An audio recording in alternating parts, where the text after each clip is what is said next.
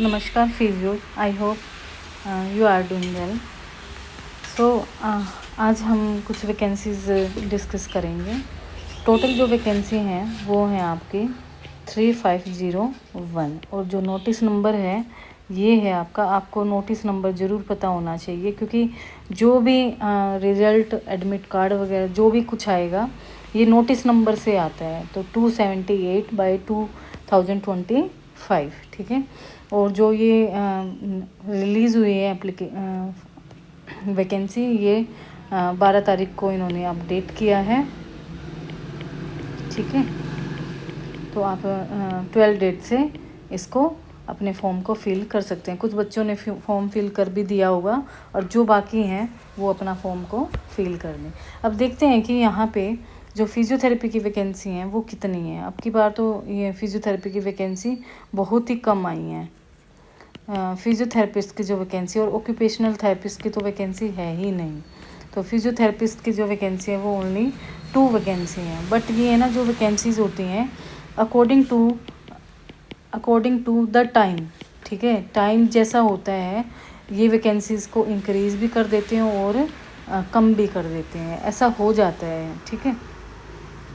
अब करते हैं, देखते हैं कि वैसे तो जो आपको पता ही है इस ये जो पीडीएफ है ये सेम रहता है, ठीक है, क्योंकि ये कॉमन रिक्रूटमेंट एग्ज़ाम होता है अब। तो जो ये पीडीएफ आप पहले पढ़ चुके हो वो बिल्कुल सेम है। क्या क्या एलिजिबल क्राइटेरिया रहा था ना पहले, वही सेम अब की बार भी है, यूँ का यूँ डिटो। बस जो आपका फिजियोथेरेपिस्ट में जो एलिजिबल क्राइटेरिया है, क्वालिफ़िकेशन है, वो है डिग्री या फिर डिप्लोमा और 3 ईयर एक्सपीरियंस इन हॉस्पिटल का एक्सपीरियंस लगेगा। चलिए देखते हैं जो आपका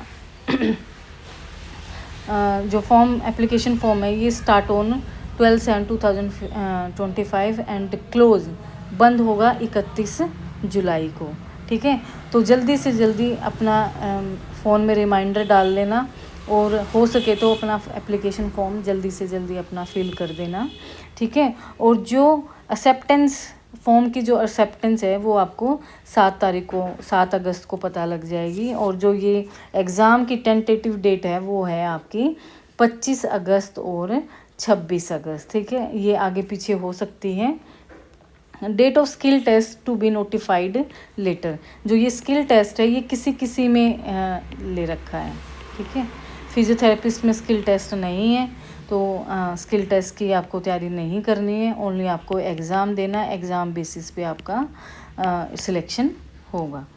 अब देख लेते हैं कि देखो ये आपको अगर कुछ समझ में नहीं आता है कि जैसे कि आपकी एज, आप कैसे एज देखेंगे, सर्टिफिकेट कैसे भरेंगे, ठीक है, या फिर कोई एप्लीकेशन फ़ीस कैसे भरेंगे, date, centre of examination, admit card के रिगार्डिंग कोई भी अगर आपको प्रॉब्लम होती है तो आप ये कंटेंट चेक कर सकते हैं, ठीक है। तो कंटेंट में देखो आपका दिया हुआ है introduction, application process, age relaxation certificate, caste certificate, educational certificates, ठीक है, application fees, date of centre of exam, admit card, post, pattern, skill test and other options are available. आप यहाँ से अपने जिस चीज़ में भी आप को कन्फ्यूज़न होती है, ठीक है, जिस भी कॉलम में आप ये कंटेंट निकालेंगे और इस कंटेंट से आप पढ़ के अपना फॉर्म फिल कर लेंगे।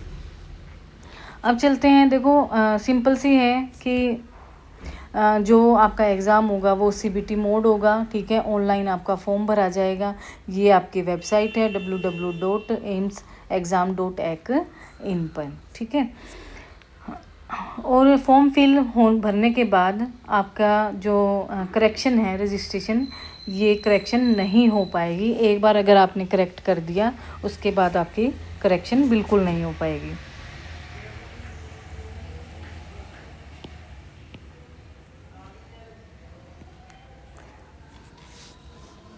नेक्स्ट चलते हैं,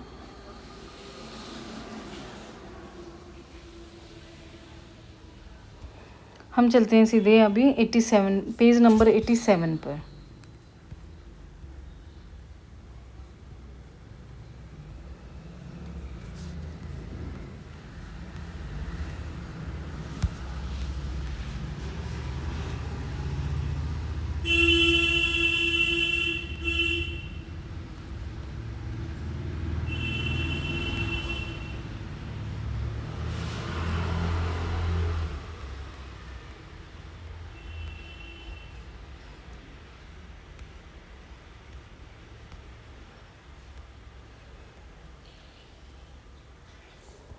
87।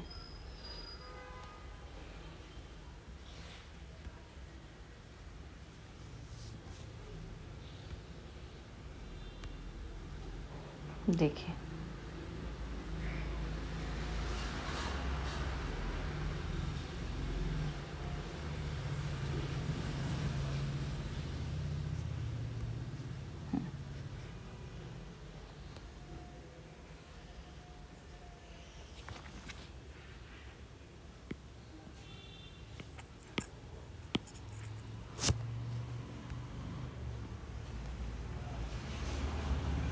देखिए जो फिजियोथेरेपिस्ट हैं वैसे काफ़ी सारी वैकेंसीज़ हैं, आप ना ये पीडीएफ आराम से आप देख लेना, ठीक है, चेक कर लेना कौन कौन सी और वैकेंसी है जो आपके भाई बंधु हैं या आस पड़ोस में हैं या दोस्त हैं या और रिलेशन में हैं, आप उनको इन्फॉर्म कर सकते हैं कि भाई ये वैकेंसीज आई हुई हैं।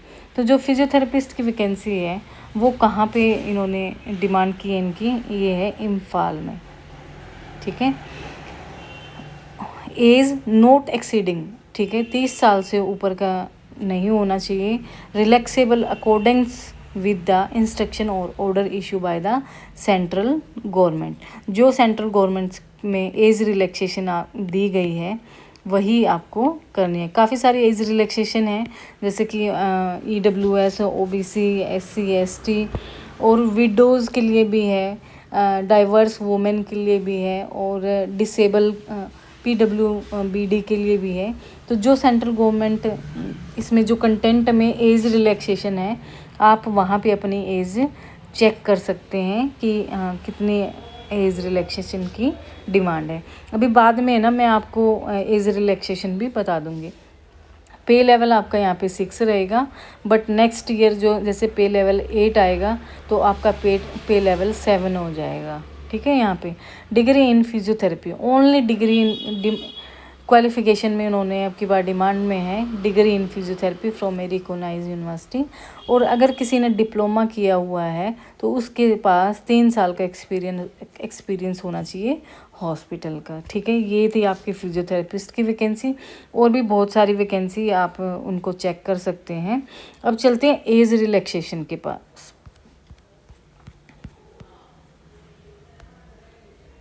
एज रिलैक्सेशन है आपका पेज नंबर 7 पे, ठीक है। देखिए ये है आपका एज रिलैक्सेशन। तो age relaxation SC, ST, OBC, SC और ST के हैं 5 इयर्स, 30 + 5, 35 इयर्स तक SC और ST कैटेगरी के बच्चे फॉर्म फिल कर सकते हैं। OBC जो कैटेगरी के बच्चे हैं 30 + 3 मीन्स 33 इयर्स के ये अपना फॉर्म फिल कर सकते हैं। OBC कैंडिडेट PWD का 10 इयर्स, 30 + 10 मीन्स 40 साल तक ये अपना फॉर्म फिल कर सकते हैं, ठीक है, for group and B and C post के लिए, ठीक है। अगर कोई सेंट्रल गवर्नमेंट सिविलियन एम्प्लॉयज़ है ग्रुप बी के लिए, एक तो आपको ये अपने पोस्ट का ग्रुप पता होना चाहिए कि ये ग्रुप बी में है या ग्रुप सी में है। आपकी ग्रुप बी की पोस्ट है। Central government civilian employee who have rendered not less than 3-year regular and continuous service as on closing date of receipt for online submission of application। Group B post के लिए central government civilians के लिए 5 साल की relaxation है, और जो group C है उसके लिए क्या है वो up to 40 years of age, ठीक है। जनरल और अनरिजर्व के लिए सेंट्रल जो गवर्नमेंट लगे हुए हैं जनरल और अनरिजर्व कैटेगरी के वो 40 इयर्स तक का अपना फॉर्म डाल सकते हैं। ग्रुप सी में सेंट्रल गवर्नमेंट सिविलियन एम्प्लॉय जो OBC के हैं वो 43 इयर्स तक भर सकते हैं, और जो सेंट्रल गवर्नमेंट सिविलियन है वो 45 इयर्स तक अपना फॉर्म फिल कर सकते हैं। अब देखो ग्रुप सी पोस्ट में जो जम्मू के हैं उनके लिए रिलैक्सेशन है, और जम्मू के OBC के लिए 8 की है, SC ST के लिए जम्मू के बच्चों के लिए 10 इयर्स की है। विडोज़ जो विधवा हैं, डाइवर्स वुमेन जो डाइवर्स ले चुकी हैं और लेने के बाद सिंगल रह रही हैं उनके लिए, women judicially separated, judicially means court से वो सेपरेट हुए हों, ठीक है, and who are not remarried, और जिसने दोबारा से शादी नहीं की है। अनरिजर्व और जनरल कैटेगरी वो भर सकते हैं 35 ईयर्स। यही जो वुमेंस हैं ओबीसी कैटेगरी की वो भर सकती हैं 38 years of age. And widows, यही जो वुमेंस हैं widows, divorce women judicially separated and not remarried, SC ST की कैंडिडेट फॉर्म फिल कर सकती हैं 40 ईयर्स ऑफ एज। और जो डिफेंस पर्सोनल हैं उनकी भी यहाँ पे एज आपको क्राइटेरिया गिवन दिया हुआ है। ठीक है, अब देख लेते हैं हम टोटल वैकेंसी कि आपकी फिजियोथेरेपिस्ट की टोटल वैकेंसी कितनी है। तो ये वैकेंसी आपकी रहेंगी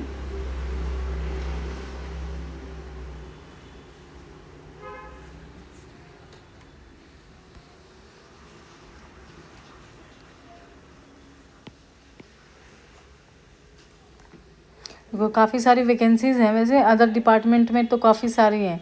अपर डिवीज़न और लोअर डिवीज़न की जो अपर डिवीज़न लोअर डिवीज़न जो क्लर्क हैं उनकी वैकेंसी बहुत ज़्यादा है, 690 वैकेंसी हैं। और टोटल में इससे और भी ज़्यादा हैं यहाँ पे।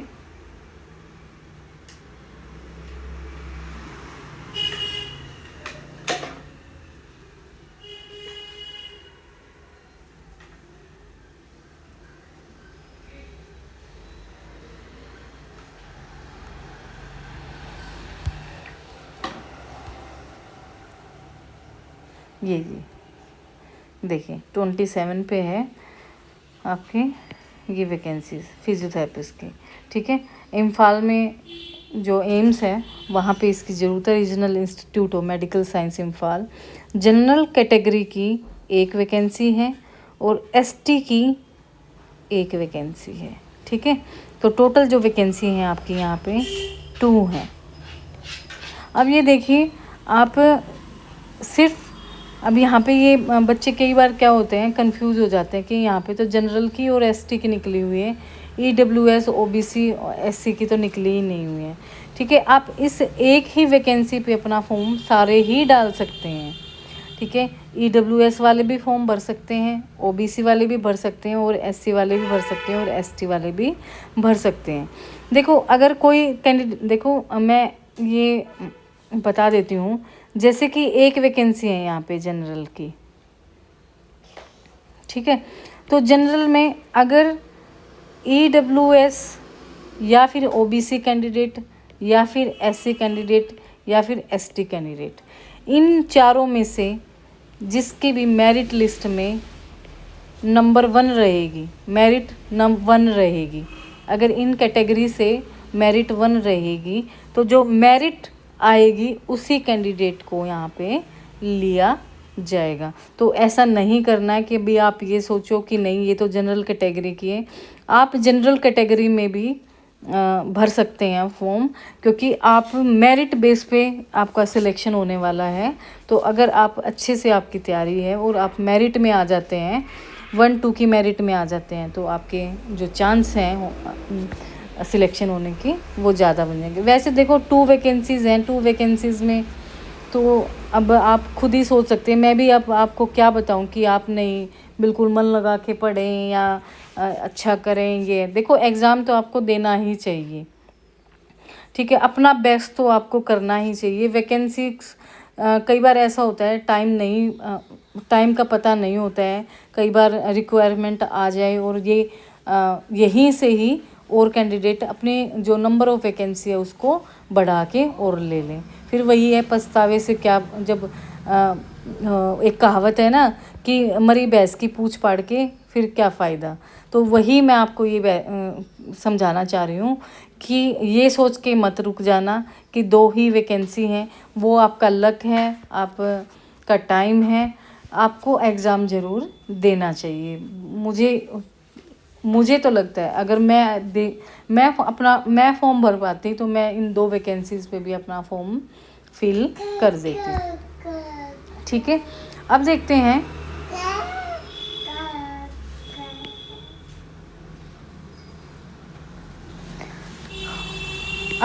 आपको अब अपने जो नए कैंडिडेट हैं, देखो जो पुराने कैंडिडेट हैं मेरे जो यूट्यूब चैनल 2 यूट्यूब चैनल हैं, डॉक्टर पूजा फिजियो एकेडमी।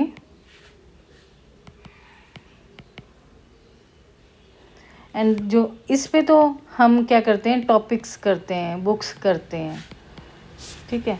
और जो ये फिजियोज वैलेट है, physios wallet MCQ YouTube channel, इस पे आपको ऑल MCQs की वीडियोस मिलेंगी।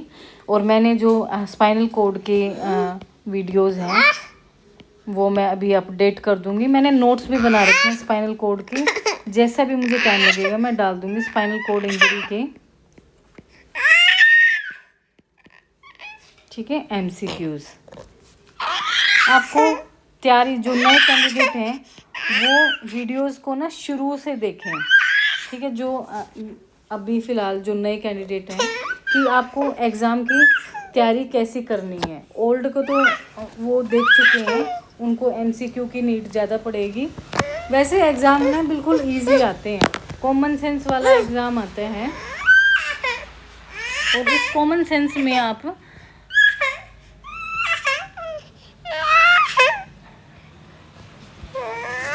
ठीक है, तो कॉमन सेंस के एग्ज़ाम आते हैं। आपका सब्जेक्टिव अच्छा होना चाहिए और नॉन सब्जेक्ट है वो भी आपका अच्छा होना चाहिए। आप इन दोनों वीडियोस पे जाके सारी मेरी वीडियोस, जो पुरानी वीडियोस हैं वो भी आप देख सकते हैं। और हाँ, जो भी जितने भी एम्स के अभी तक एग्ज़ाम हुए हैं उनके जो प्रीवियस क्वेश्चंस हैं, प्रीवियस, वैसे देखो पेपर तो अपलोड करता ही नहीं है एम्स, ठीक है। एम्स ने कभी भी अपने एग्ज़ाम पेपर अपलोड नहीं किए हैं वेबसाइट पे। तो जो क्वेश्चंस का कलेक्शन है वो आपको मेरी doctor Pooja physio academy YouTube channel पे आपको मिल जाएगा। आप ओल्ड जो क्वेश्चंस हैं आप उनको पहले करें और फिर अपने नए टॉपिक्स को करें। मैंने काफ़ी सारे सब्जेक्टिव टॉपिक्स भी बता रखे हैं, नॉन सब्जेक्टिव टॉपिक्स भी बता रखे हैं। आप उनको वीडियोस को बार बार देखना और बार बार देखने के बाद अपनी तैयारी को शुरू कर देना। देखो अभी तो 2 ही वैकेंसी हैं, आने वाले टाइम पे और भी आ सकती हैं और मैं भी इनको बढ़ा भी सकते हैं। तो ये देखो आपका लक है, जैसा इन्होंने रिक्वायरमेंट दी है वैसा ही हम आपको बता रहे हैं। सो अभी से अपनी तैयारी पे लग जाएं। और अगर आपको मेरी वीडियोस अच्छी लगे, मेरा सजेशंस, मेरी जो मैं आपको गाइडेंस देती हूँ अच्छा लगे, तो प्लीज़ मेरी वीडियोस को लाइक करें, सब्सक्राइब करें और ज़्यादा से ज़्यादा शेयर करें। Thank you so much.